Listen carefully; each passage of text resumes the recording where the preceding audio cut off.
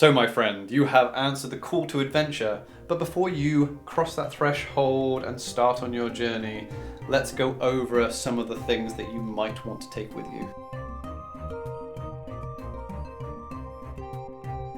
Hello, my name is Oliver, and I'm going to go through a list of things that you might want to add to your packing list when preparing for a LARP adventure. A couple of things that you might want to consider even before you start packing is the type of event you are going on. Are you going to a LARP? Are you going to a reenactment? Are you just going to be camping in the wilderness medieval style? This list that we have come up with is for a festival LARP that we go to. This can be translated, I think, to reenactment, obviously without the foam weapons and steel weapons. Another prior thing to consider is the length of time that you are going on your adventure. Is it a day trip?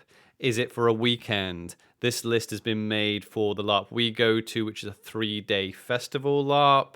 There are LARPs such as Bickerling, which take place over an entire week. So you are going to have to think about that when you come up with your packing list. Another quick thing to touch on is travel. How are you going to get to your LARP? Are you going to be taking a car? Are you going to be taking a train? Are you walking there? Are you going to have to get a plane? Are you going to have to take some of this stuff through customs? These are all things you probably want to have a think about before you even consider going on your adventure, never mind packing for it. The best place to start when you're going on an adventure is what are you going to wear? When it comes to LARP games, your clothing is called your kit. So your soft kit is your soft garments, and your hard kit are things like your armor and other accessories. No matter what adventure you're going on, you're going to need a basic top and bottom layer. Here I've got a basic shirt and trousers. You're going to want to try these on, especially if you haven't seen them in a while. Make sure they still fit. The next important accessory is going to be your belt. Belts are super useful. You look super medieval when you have a belt around your waist. This is my hero belt. It doesn't matter if it's a brand new belt or if it's one that you've had for years. You're going to want to try it on before you head out to your LARP, as it might need a little bit of TLC, and waistlines do change over long periods of time, sometimes short periods of time, for all sorts of reasons. You might need to add extra holes. This isn't really a kit rundown video. If I do ever make one, I'll probably put it up here for you. You don't want to head off on your adventures barefoot, so you're going to want to have a decent pair of footwear. Can't usually go wrong with a pair of walking boots for a big fest LARP. That's what we pack. It doesn't matter if they're new or old. You're going to want to make sure that they are, one, waterproof, and two, if they do have some wear and tear on them, they might need a little bit of leather treatment just to supple them up and wear them in if they are new. The next item is a staple for any adventurer and is pretty essential in climates like the UK where we do our LARPs, is the good old-fashioned cloak. A cloak will keep you warm, it will keep the wind at bay, and it will keep the elements out. Next, you're going to want your trusty pouch. A lot of adventuring gear doesn't have pockets on it, so the pouch is definitely a must. To keep yourself warm in the colder weather,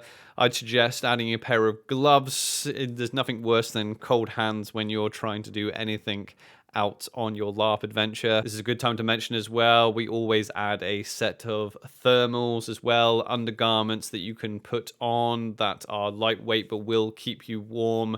If you are a reenactor, I'm not sure what is allowed, just double check, but it's always good to have multiple layers. We just use the modern style thermals. Make sure that you have plenty of undergarments, no matter if they're historically accurate or not. Bring plenty of socks. You're going to be doing a lot of drinking on your LARP adventure for hydration purposes. Obviously, you're going to want a vessel to carry around that liquid. This is my tankard here. It is ceramic. You can use steel tankards, which are great. They look the part.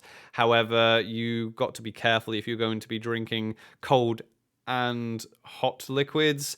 The metal pewter tankards don't tend to do too well with the hot liquids. You can also go for glass. If you're going to attach this to your belt and you're going to be running around on an active adventure, you don't want to be falling on a glass tankard. If you are going to be doing some battling or some fast-paced adventuring, then other containers like water skins are available. This is another container that Robin has. It is literally a leather pouch that holds a plastic water bottle. Once I've tried my kit on, I will fold it up and put it away, and that is now packed. You can go through all of your soft kits. So for me, I have a gambeson. The same things apply for your light armors, your gambesons. Make sure that they fit, make sure that they don't need any repair, make sure that the leather buckles are fitting. If you're going to be slaying any monsters on your adventure, you're going to want to take some armor, right? So this is a good time to get out that chainmail, have a look at it. This is my nice light shiny aluminium riveted chainmail. Make sure there's no holes, make sure it needs no repairs. Usually chainmail doesn't have any stretch in it again, so dimensions of your body can change over time. Make sure it still fits. For my rangers and rogues out there, if you have your leather armor, make sure that is fitting. Check, make sure it doesn't need any TLC, make sure the buckles are all working correctly. If it's brand new to you, maybe try it on a couple of times, because leather is very stiff and unforgiving when it's brand new, and it usually wears in better and looks a lot better over time. For my knights in shining armor that are taking plate mail, you're going to want to know whether you can get into your plate on your own or whether you're going to need help when you get to the event to do so. Whatever type of armor you have, try it on and move around in it. The last thing you want is to get out on your adventure, you get out to the battlefield facing down some foes, and all your armor starts falling off the first time you go running towards the enemy. So try it on, make sure all the articulated joints are working correctly. This is my nice new shiny gold plate mail. This is actually poly plate, which means it's made of plastic. It's quite flexible. I do, however, have metal plate armor as well. So if you do have metal, you're going to need to get that out. If it's been sitting around for a while, it's probably rusted. I have some fake blood on this as well that I need to clean up, make it look shiny for your adventures. You know, no one's going to want you to come rescue them if you're all rusty, right? You're not going to defend the kingdom without taking any weapons with you. So if you are taking weapons, give them a check over. Now, depending on what kind of adventure you're going on, they could be steel weapons, they could be wooden weapons. So for the LARP that we do, the weapons we use are a foam covered in, usually latex. Now, latex over time gets tacky. All you need to do is give it a spray with some silicone, because silicone only sticks to silicone. It'll get rid of that tackiness. Make sure your weapons are fit for purpose. Again, whatever event you're going to, they will have rules on the standard of weapons. Now you're going to want to pack your accessories. So any jewelry, any prosthetics that you're going to have. With those prosthetics, do you need spirit gum? Do you need spirit gum remover? How are you going to attach these prosthetics? Are you going to need makeup? How are you going to get this makeup off? Make sure you have all those. Your hair, how are you going to make it look gorgeous or dashing? Speaking of which, if you are vain like me and looks are very important, you might want to take a mirror on your adventure with you. What size of mirror can you afford to take? Is it going to be a small one? Is it going to be a handheld one? Is it going to be a large full-size mirror? You're going to want to take your money and your resources for the game that you're going off to play. You can put all this in your pouch. How are you going to carry it around? How are you going to store it and sort it? We have a cool little box that we put all of our resources into. Most LARP games have cards for things like potions or character sheets. How are you going to have that on your person if you need it? You need to think about that. If you're finding this list useful, consider giving us a thumbs up. And if you're new here, consider subscribing to our channel. We make quite a lot of LARP focused content these days. That's the basics of what you're going to wear. Now, the rest of this list can get quite extensive depending on how much you wish to take with you on a camping trip. Are you going on an adventure? Are you? Yeah. Now, if you're going on an adventure for more than one day, you're going to need somewhere to sleep. So consider where you're going to sleep. Are you bringing a tent with you? Are you going to call it a day and go to a hotel? If you're bringing a tent, what type of tent are you going to bring? Some events are out of character in their camping. You just bring a normal tent, but we don't want to do that. We want to bring a full-on bell tent. But seriously, if you are going to be bringing a bell tent, and if you've had the bell tent for a while and it's been sitting in its bag, you might want to get it out and air it out, especially if it's been sat in one place. Make sure it hasn't got damp, make sure it hasn't got any mold on it. Make sure that it is all intact and it doesn't need any repair. Make sure that you have all your pegs. Make sure you have your mallet with you as well. Put it back in the bag, count all your pegs, put it in the car, ready to go. Now your camp setup, where are you going to sleep? Are you bringing a bedroll? Are you bringing a sleeping bag? Do you want it to be in character when you're sleeping? Do you want to bring some of the modern day comforts? Personally, bring a set of duvets and pillows with us. Are you going to be sleeping on the floor? I would not recommend sleeping on the floor. You will have a miserable time. How are you going to raise yourself up from the floor? Are you going to have an inflatable mattress? Are you going to have a camp bed? We actually bought these steel frames from Amazon, 2 of them, so we connect them together and make a double bed, and we take the mattresses from our day bed, which are quite compact with us. I'll put affiliate links down in the description for anything I mentioned from Amazon. What else is going to go in your tent when you get there? Where are you going to put all your things? We bring a couple of small wooden chests with us. If you want to make your tent pleasant to walk around in, then I suggest some floor mats. We have some officially made bell tent floor mats, and then on top of that we cover them with cheap rugs. Then you're going to need the basics for staying overnight. You're going to need to figure out what toiletries you want to bring with you, again depending on how much you want to throw yourself into this adventure and what immersion level you are going for. We bring just modern toiletries, deodorants, toothbrushes, toothpaste. I'm sure there are reenactors out there that want to brush their teeth with a stick or something. Bring toilet roll. You're going to go through some food, which I'll cover in a second, and you're going to go through toiletries. You're going to need somewhere to put that. If you're staying definitely more than a day, you're going to need somewhere to put it. Make sure you bring bin liners, somewhere to put your rubbish, your trash. We touched on fluids earlier. Are you going to be bringing a large amount of water with you? Is there water available on the site you're going to for your event? Make sure you double check that. When it comes to hygiene, are you going to be using an on-site shower? Do they even have on-site showers there? If you're not going to shower, hey, I'm not going to judge, but you're probably still going to want to take a towel with you, or several towels with you, because you might get wet from the rain, or you might need to clean up some kit that gets muddy, you know? Food, what are you going to do for food? Is there going to be food available at the LARP event, or fill in the blank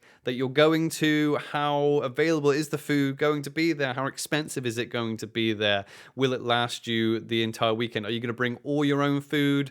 What we do, we actually go to site, usually drop off our stuff, and then go head back out and get ourselves some supplies. You can't have enough food on an adventure. Take as much as you can with you, depending on how long your adventure is going to be. If it's a day or so, you can take fresh food. If it's going to be for 4 days to a week, you're going to want to take things like dried meats, nuts, things that will last, but you are going to want to put those calories in, because an active adventurer will burn a lot. How are you going to keep warm? If you are camping, then the obvious answer is a campfire. Check to make sure what the rules are for the event or the area you are camping is for ground fires. Are you going to be able to make a fire on the ground? Do they need to be elevated?